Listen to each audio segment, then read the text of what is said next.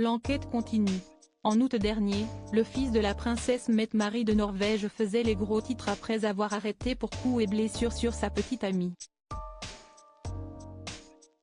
Un mois après, une demande particulière a été faite par la victime. Malgré le mariage de la princesse Martha Louise en grande pompe, tout n'est pas tout rose pour la famille royale de Norvège. Sur la photo partagée sur leur compte Instagram pour célébrer l'union de la fille du roi Harald V à son chaman du Rødberut, les connaisseurs auront remarqué qu'un membre du clan manquait à l'appel. Au premier plan, impossible de le manquer, le prince Sverre Magnus prenait la pose auprès des mariés. Derrière lui, on peut apercevoir sa sœur, la princesse Ingrid Alexandra, et ses parents, le prince héritier Haakon et la princesse Mette-Marie. Aucune trace de Marius Borghibi, le premier fils de cette dernière, parti en Italie pour assister à un autre mariage.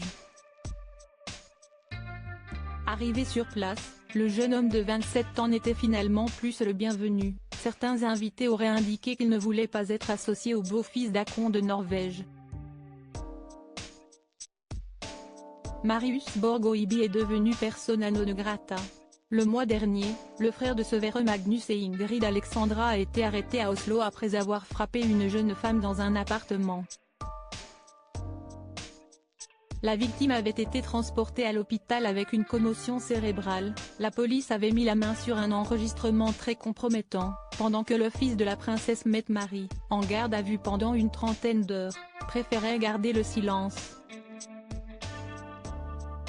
Une dizaine de jours après la révélation des faits, il prenait enfin la parole dans un communiqué transmis à la presse. Marius Borghibi confiait notamment souffrir de troubles mentaux et de toxicomanie. J'ai commis des blessures corporelles et détruit des objets dans un appartement sous l'emprise de l'alcool et de la cocaïne après une dispute. Point. La consommation de drogue et mes diagnostics n'excusent pas ce qui s'est passé. Point. Pour moi, le plus important est de présenter mes excuses à ma petite amie,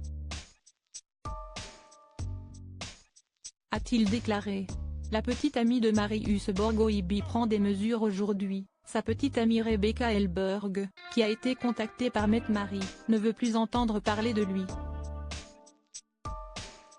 La nuit du drame, Marius Borghibi a appelé la jeune femme et proféré de graves menaces.